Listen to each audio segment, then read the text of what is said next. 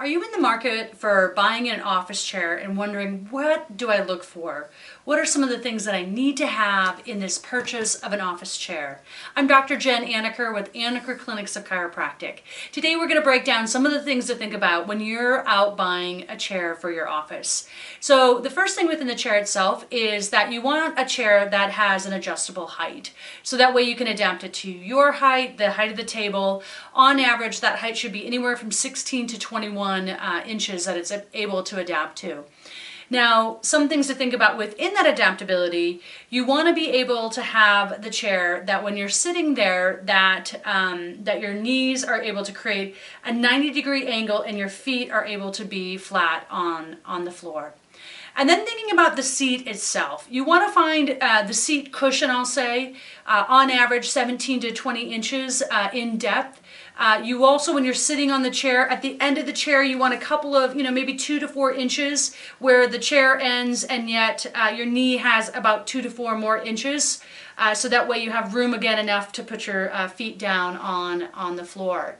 It's nice too if in the seat, if it has even ability to do some forward tilting, that can be a nice option as well. The other thing about a seat too is that you can, some seats will even have a little bit more cushion sitting where you're sitting on the seat. But also if you're feeling like, hey, you know what, I work long hours, I want to create a little bit more movement, I'm going to show you what we have in our office. We'll also, whether you're in the office, we can certainly show you this product, and or we may also put a link into the bottom of the video here.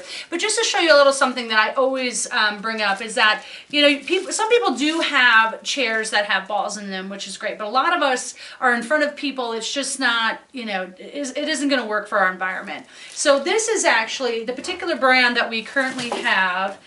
Is called the Can Do, and this seat, you can basically just sit on it, and it's like a ball where it creates some resistance and allows some movement. So that's just another quick, great tip. Anybody can use it. I certainly have staff that have used it all day long. I will say if you add in something like this, then you want to ease into it. You may not necessarily say, oh, I feel sore because I've been sitting on it for 6 hours, but if you're not used to it, just having that level of movement is going to use muscles that haven't been working.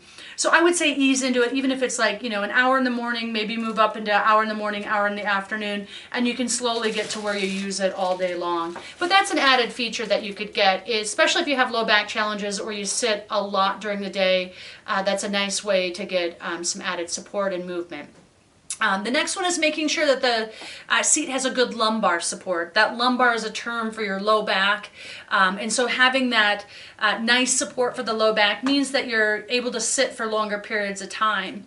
And if you find a chair that you really like that doesn't have a lumbar support, certainly again, you could buy that as an added feature. I'll show you the one that we have in our office, and there's lots of different ones out there, but just a simple lumbar cushion in there where it's got that nice support for the low back, making sure that that lumbar support really provides to make sure that you're not getting into that where you're slouching more to forward posture. Now, certainly, sit back in the chair is great. I personally also like to change it up by sitting at the edge of the seat because, it just doesn't feel comfortable being in that forward posture. So that's an adaptation that you can make within the chair. But that lumbar support does give you that great ability to make sure that your body is more upright. The next one is making sure, looking at the armrests, to have an adjustable armrest to make sure that that's comfortable. You don't want your shoulders up to your ears. You want to make sure that your shoulders are relaxed. And, in the upper posture of your body, you want to make sure that the shoulders are relaxed and that the elbows are bent at a 90-degree angle, and then the wrists are straight out. That just takes a lot less, puts a lot less stress on your upper spine. And certainly, the last one is to make sure that it can swivel around. That way you can go to the printer or anything else that you need at your desk. So here's some tips on when you're out buying that chair, what to look for as far as ergonomics, comfort, and great support for your body.